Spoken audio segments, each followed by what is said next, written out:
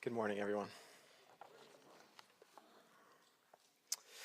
Well, we've been in the book of Proverbs. We've taken the last 2 weeks to go through Proverbs 1 and 2. Mike has preached on.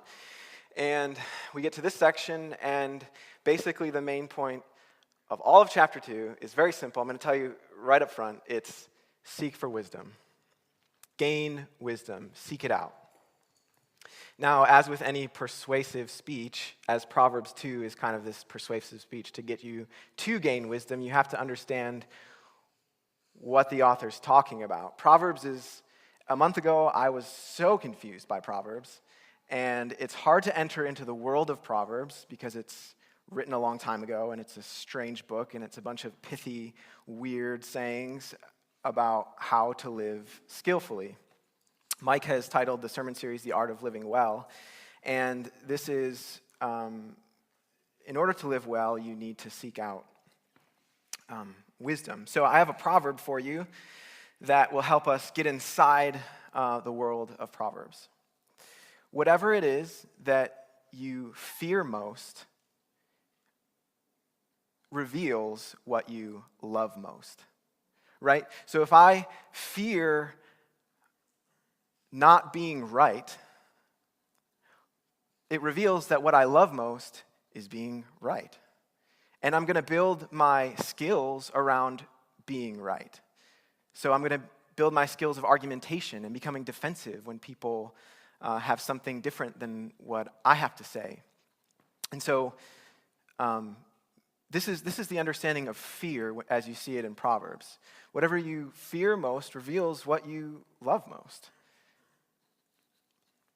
And then on top of that, you begin to build skills in order to avoid the consequences of what you most fear. I'm building the skills of argumentation so that I can not be right, because I love being right, right?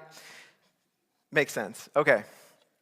So we want to help you get inside the world of Proverbs because we want you to become wise people. And we want you to walk down paths of life. I want this for myself, and this is what we want for you, and this is what Proverbs is helping us get to. So, for example, the law that tells us that we should love our neighbor, wisdom is going to come alongside and tell us how it is that we're going to love our neighbor. Okay? So, we should gain wisdom because it gives us the skill to do what God commands us to do. Let's read the first 4 verses one more time and let the words, this is poetry, so try to get inside what the words are saying and understand the imagery. My son, if you receive my words and treasure up my commandments within you, making your ear attentive to wisdom and inclining your heart to understanding. Yes, if you call out for insight, remember, wisdom was calling out to us. Now we're to call out to wisdom. And raise your voice for understanding. If you seek it like silver, if you place as high a value on wisdom as you do on money, and search for it as hidden treasures, then you will understand the fear of the Lord and find the knowledge of God. So for chapter 1 says that the fear of the Lord is the beginning of knowledge. And chapter 9 says that the fear of the Lord is the beginning of wisdom. But the actual pursuit of wisdom embodies what it means to fear the Lord. And so these things are kind of self-reinforcing. A wholehearted desire to search out and know God's commandments, but then also to learn them and listen to them and apply them will cultivate fear of the Lord. Reflecting on the commandments of God and then actually having a desire to know how it is that you're going to go about doing them skillfully. In verse 5, the word for understand, then you will understand, is not like our English word, like cognitively, like I get it, okay, got it, understand. It's like you're taking on that world. You're embodying what it means to fear the Lord.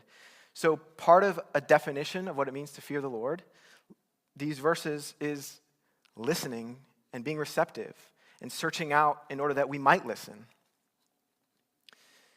And so some of you, might be thinking like, okay, but let's take the commandment for murder. I'm just not going to murder, right? I don't need skill to not murder. I just don't need to murder because that sounds crazy to me. Let's look at, and Micah put on the board, Proverbs 20, or the board, the PowerPoint. Proverbs 25:19. Trusting in a treacherous man in time of trouble is like a bad tooth or a foot that slips. So, in other words, when we get in times of desperation, we do things we would not normally do. And so I think Breaking Bad, the TV series, illustrates this point very well. You start out in the first season, if you're not familiar with it, you have this guy who's really likable, and then he gets cancer, and he wants to provide for his family, but he doesn't have a lot of time, and so he takes to crime in order to do it, because he's got to get that cash developed very, very quickly. Well, going on that path eventually, as some of you know, leads down to a really sinister path where by the end, he will kill in cold blood, murdering anyone that stands in his way. So here's a man who would never murder to become a man that would murder without flinching. And what he started to do is dismantle the fences that were around the wisdom that was around the commandments, the skill that was around doing what God wanted him to do.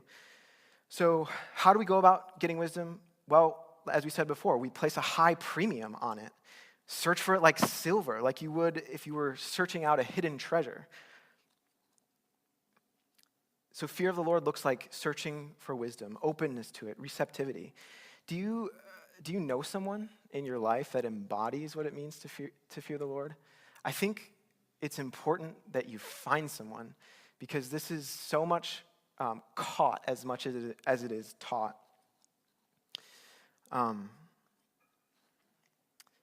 Let's put on the screen also Proverbs 26:12. Do you see a man who is wise in his own eyes? There is more hope for a fool than for him. So if fear of the Lord is about listening and being open to what God has to say and being receptive to it, then a man who is wise in his own eyes is not listening, is not looking out for what other people are saying, and is then likely by nature impulsive, right? Because if I'm always wise in my own eyes, then the first thought that I always have is wise, and therefore I'm going to share that thing. So we have a lot of highly opinionated people in the 21st century, right? People who will take to social media in righteous fury on a second's notice. Are these people people that fear the Lord? According to Proverbs 26 and according to the first 5 verses, where wisdom is about searching out what God has to say and dwelling on that and building skill around that. So the second way to go about getting wisdom, actually we're going to jump over to James to answer that question. So James 1:5, if you want to follow along. And I think this is a really good insight in terms of how we go about getting wisdom and what that means in terms of the biblical command to do so. If any of you lacks wisdom, let him ask God, who gives generously to all without reproach, and it will be given him. But let him ask in faith, with no doubting. For the one who doubts is like a wave of the sea that is driven and tossed by the wind. For that person must not suppose he will receive anything from the Lord. He is a double-minded man, unstable in all their ways. So you're to ask without doubting. Now, what's that word doubt? Again, This doesn't come into our English translations very well. That word for doubt is like, we have this idea. So when you're doubting something, you're thinking one thing, but you're thinking also another thing. You're doubting that thing on the other hand. Doubt divides you. And that's what this word is getting at, actually. So, and James draws out, James is all about living without doubt, living without being divided in our person. So it's the same word in chapter 4, where when the people, James's audience, were showing honor with partiality. They were showing honor to some, but not to others. It's the same word for distinction. Show honor without distinction. That's the same word as doubt here. So if you're going to ask God for wisdom, do not be divided in the way that you, in terms of your wholeheartedness towards God in the way that you ask. So the audience of James was asking for the skill to have a just community, but they weren't willing to change in their approach of how the Romans showed wisdom to some and not to others. So, Lord, give me wisdom to reconcile with my neighbor, but I'm not giving up that grudge. They're going to do it. So the skill to reconcile, you're not going to get it because you're not wholehearted in your approach to God. You're double-minded. You're double-souled in your request for wisdom. Give us wisdom to be a good parent and raise our child well, but my child, we're going to have the world revolve around my child. You're not going to get the skill if that's the case. Give me wisdom to. I'm searching out wisdom to give up pornography, but I'm not willing to open this up to community. You're already deciding what the skill set is to do what God commands or what He doesn't command. Give our community unity and gossip. You're a lover of gossip. It's not going to happen because you're already engaging in skills that show that you're not wholehearted toward it and that you're not going to accomplish it. When we ask for wisdom, we must ask, as James says, wholeheartedly. So what are some other reasons that we might not ask just simply, if we just need to ask God for wisdom, why don't we just ask Him? Well, because we value independence so highly, don't we? We value independence at a higher premium than we value wisdom. Growing in America, growing in maturity means growing in my ability to live independently from everyone else and to not rely on what they say and what they do. And so a life of independence in God's kingdom is not wisdom. We want to create our own paths and blaze our own trail. We think we can discern well enough on our own, and that's just pride.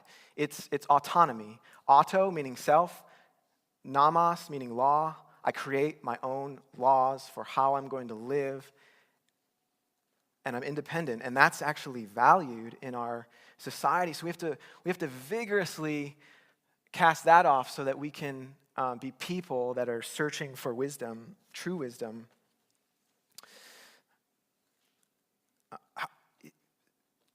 How dependent are you on others? That might be an indicator of how dependent you are on God. Are you listening to the people in your community? Are you listening to what your DNA group members have to say about you and about your life and about how you're connecting with God's word? Do you just hate it when people give you advice or counsel at all? How receptive are you in general?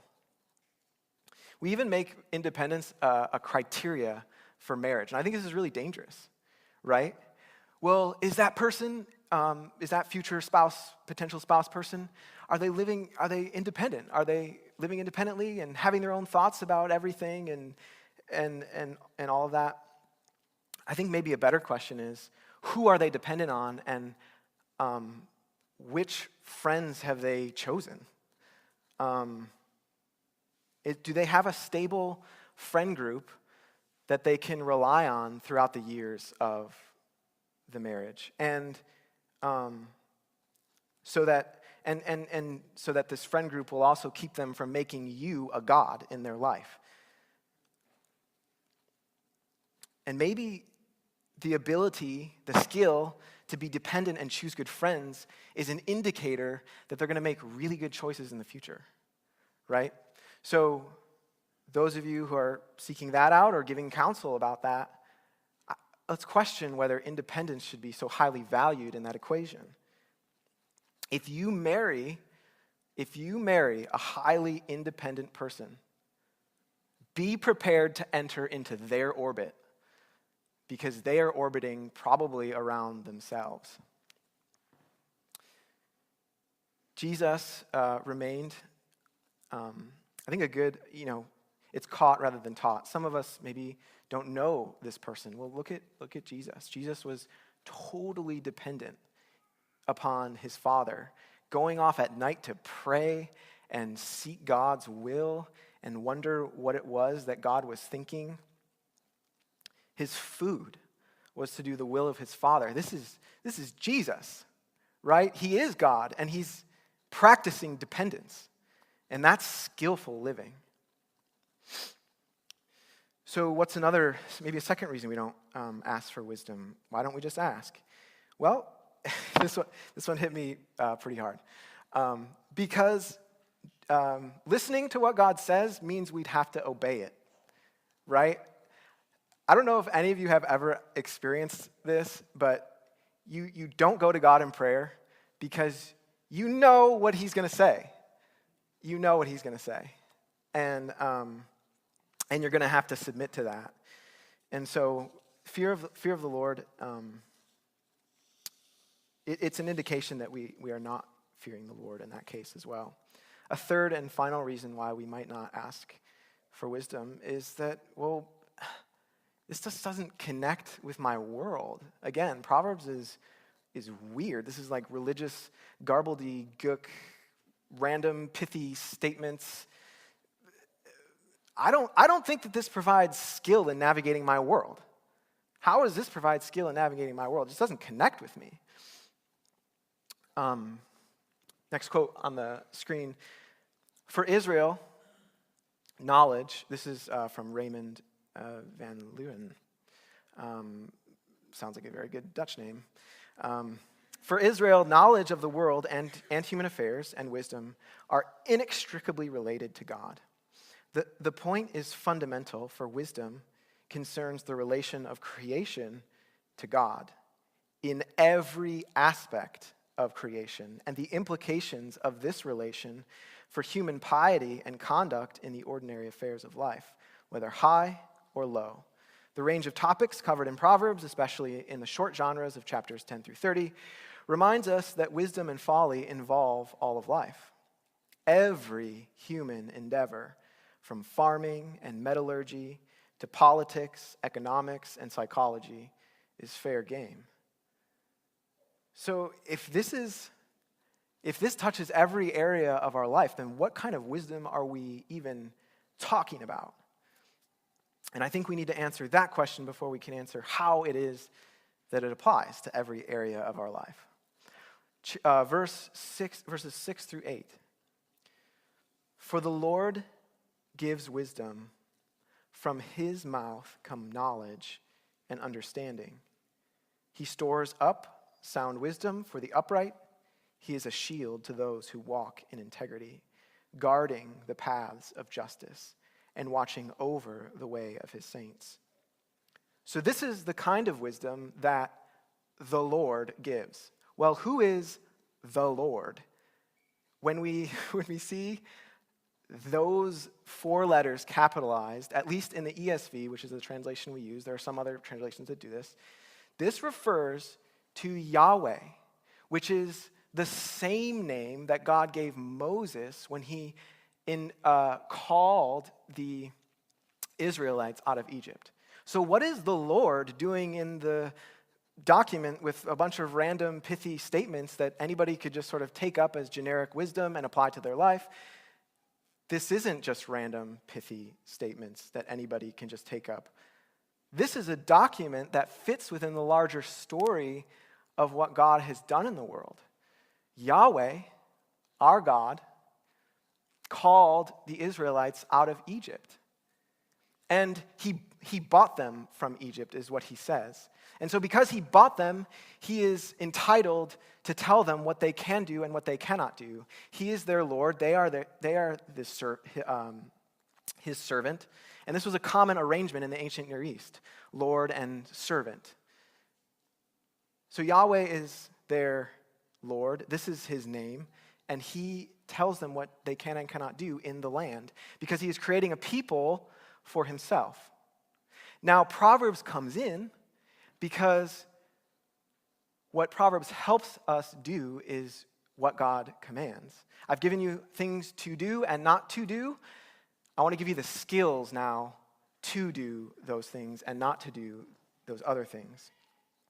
So is this 7 healthy habits for a successful leader or 9 steps to great motherhood? No. What kind of wisdom is this? This is covenantal wisdom. By covenant, I mean the contract that Yahweh made with his people. And so this is a document that helps them fulfill their covenantal obligations. So it's wisdom that's given to help them live skillfully under the covenant. But this same Yahweh, reveals to us something else about himself. And what is that?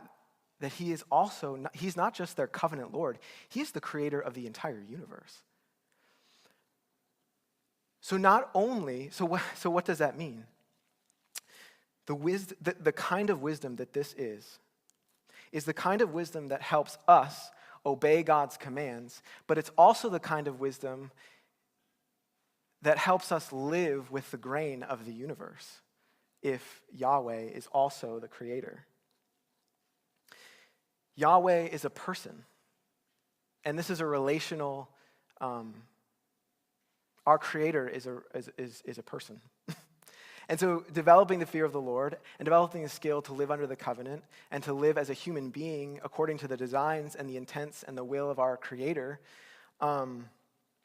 is about developing a relationship with Yahweh. So this wisdom is the type of wisdom that can also be trusted because this wisdom has not just the power to tell us what to do and what not to do. If the covenantal wisdom is the same wisdom that's the creation wisdom, then it's not only telling us what's good and bad, but what's right and what's best for us as humans. So in other words, it has the ability to actually benefit us and do us well. There was other wisdom floating around in the ancient Near East. I thought this would be fun. I don't know. Here's some Egyptian wisdom that sounds strikingly similar to our passage. Give your ears to hear the things that are said. This is the wisdom of Amenemopi. Set your heart to understand them. Valuable it is to put them in your heart. Oh, woe to him who neglects them.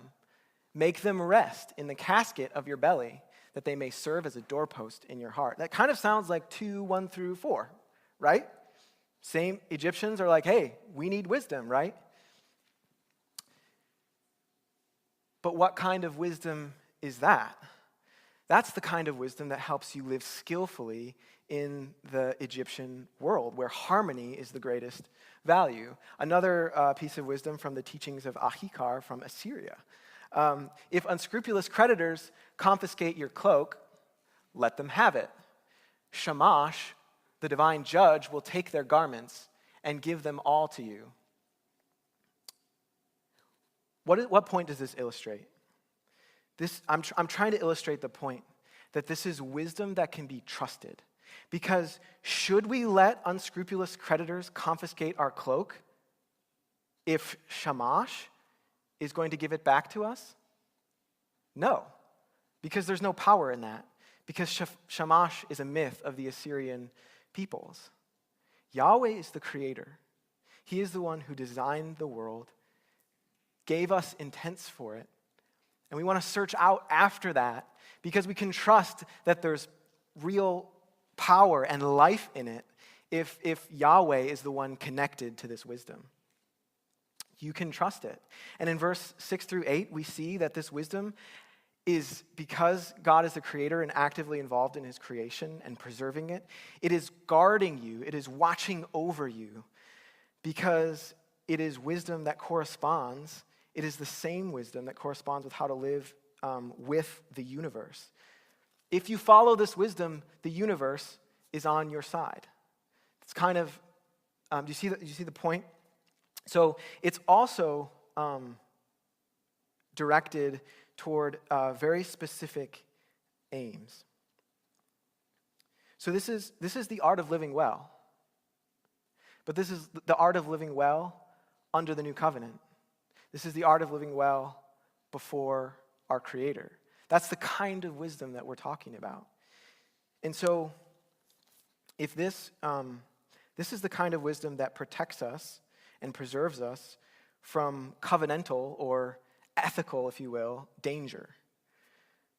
God's wisdom doesn't necessarily, therefore, protect us from physical harm, for example, but it does protect us from falling into behavior that's outside the boundary of what God intended at his creation and what he tells us to do because he bought us as people. Let's move on to verse 9 through 11. Then you will understand righteousness and justice and equity, every good path. For wisdom will come into your heart, and knowledge will be pleasant to your soul. What do these verses indicate for us? That there's great benefit in wisdom. If you want to know how to live justly and treat your neighbor well, and have a community that's fair and impartial, you will know what to do. God's wisdom provides skill in order to accomplish those tasks. It will help us choose the right path when we are trying to decide, should I speak a word of correction or should I stay quiet? Should I punish my child or console them? We walk down the right path as we seek out God's wisdom and live into it and trust it. It will help us. I mean, think of that. We can know what's good for our neighbor, what would be helpful to them, and what would be just in society. I mean, we talk a lot about social justice that is socially oriented, right? Well, you cannot have social justice without the wisdom of Yahweh. That's what this verse is saying. Those things are not disconnected, and they cannot be disconnected because justice is something that Yahweh wanted and established from creation, and that he wants his people who he is forming under his covenant to do in their everyday lives. So we have the ability to see what's good from bad and to walk down it. And in so doing, wisdom is metaphorically watching over us. So if we honor the boundaries that God has put into the fabric of creation, then God will honor through his preservation of his creation our boundary keeping by keeping us within the bounds of life and justice. Let's move quickly through verses 12 through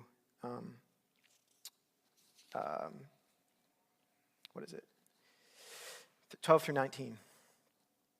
So God has a storehouse of wisdom that he's willing to bestow upon you. He will give it to you generously. He will give it to you without reproach. And this wisdom is the kind of wisdom, verse 12, delivering you from the way of evil, from men of perverted speech who forsake the paths of uprightness to walk in the ways of darkness, who rejoice in doing evil and delight in the perverseness of evil, men whose paths are crooked and who are devious in their ways.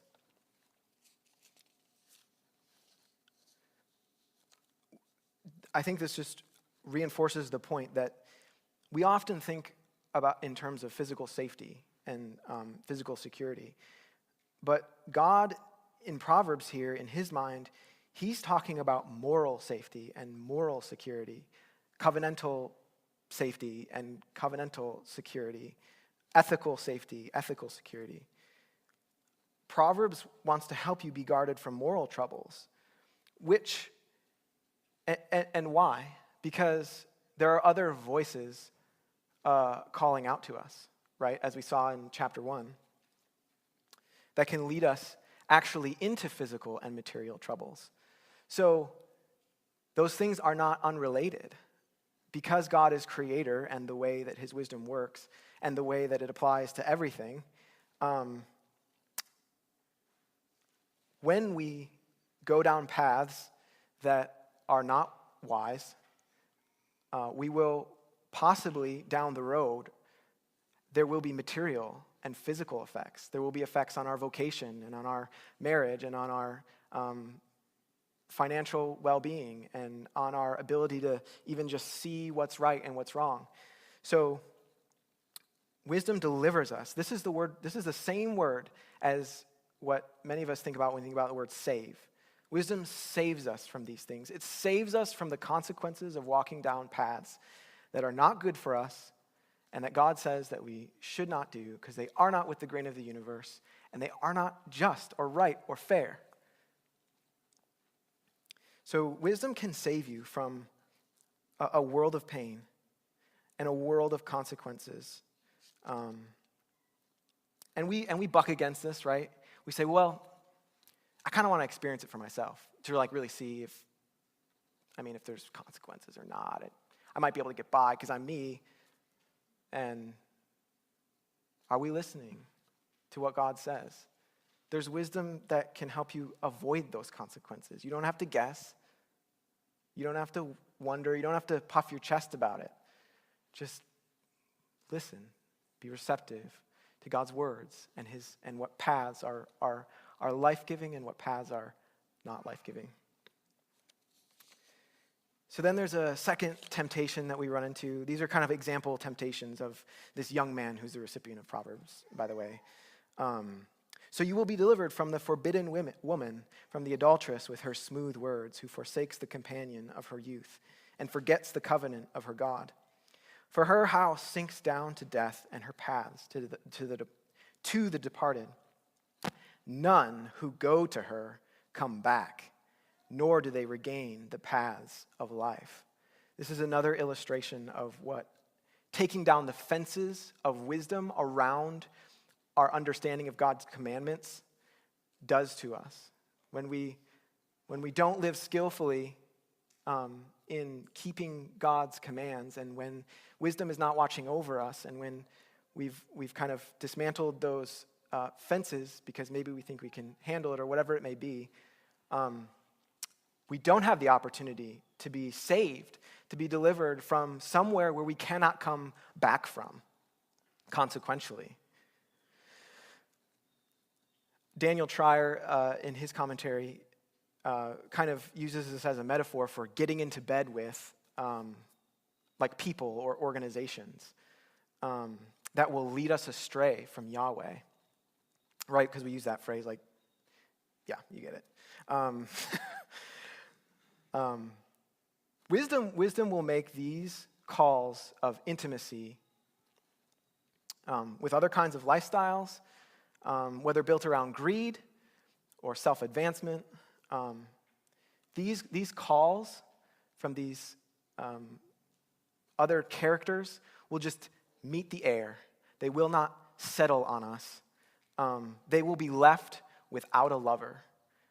Your infidelity, greed, and self-advancement will have no lover when the person, when we are building wisdom up on top of the structure that is our fear of the Lord. Verse 20, so you will walk in the way of the good and keep to the paths of the righteous. For the upright will inhabit the land, and those with integrity will remain in it. But the wicked will be cut off from the land, and the treacherous will be rooted out from it. So if you had any doubt about what kind of wisdom this is, in terms of, this is covenantal wisdom. Their reward of the land is bound up with their ability to practice wisdom and to reinforce their fear of the Lord in doing so.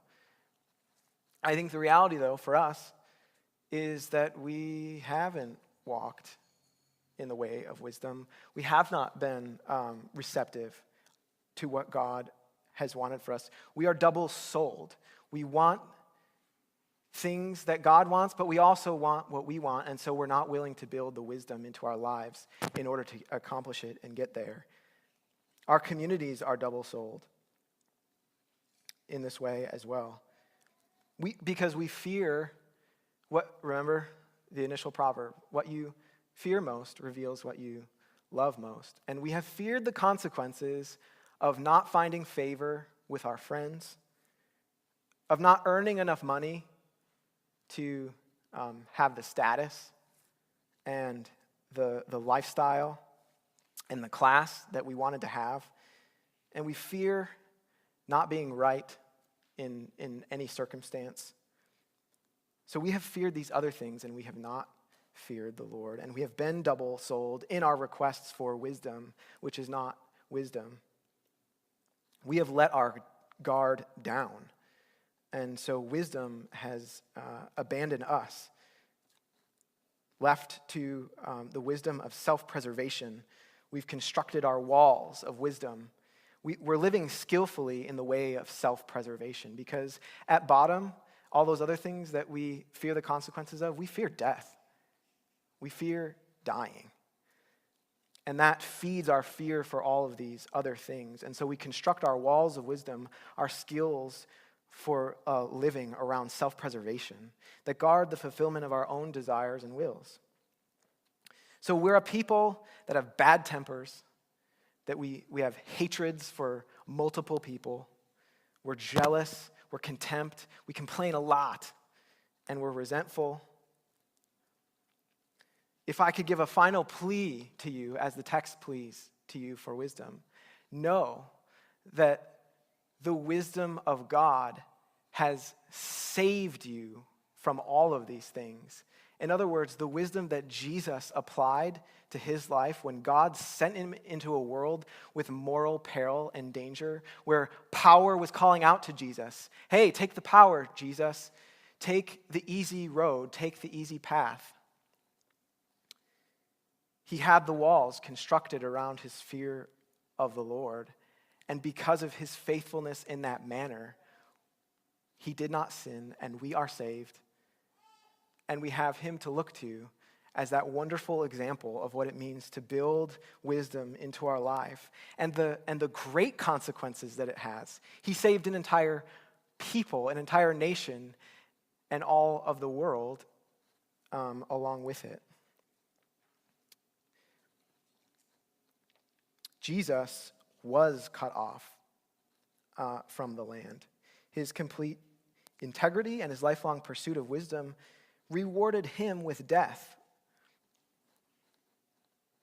He died the death of a fool, but his death purchased us a plot of land in the land of life and in the land of wisdom. Know today that your folly is forgiven and your consequences will not ultimately lead you to death because of what Jesus has done. And so you do not have to fear death and all of the other consequences that go along with it. And so your purchase plot in the land of the living secures you from the fear of death and provides you the ground now to build a life of wisdom on top of that because you do not have it to fear.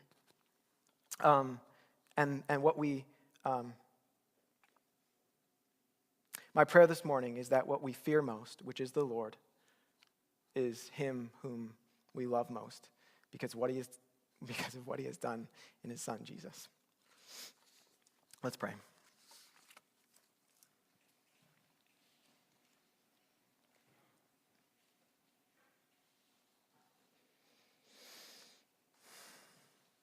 Father, give us the desire to seek out wisdom vigorously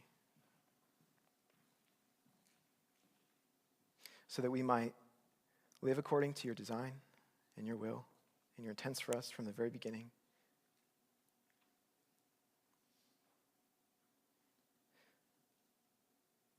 Thank you for what Jesus did in trading his life of wisdom for our life of folly. And so it's in his name that we pray this. Amen.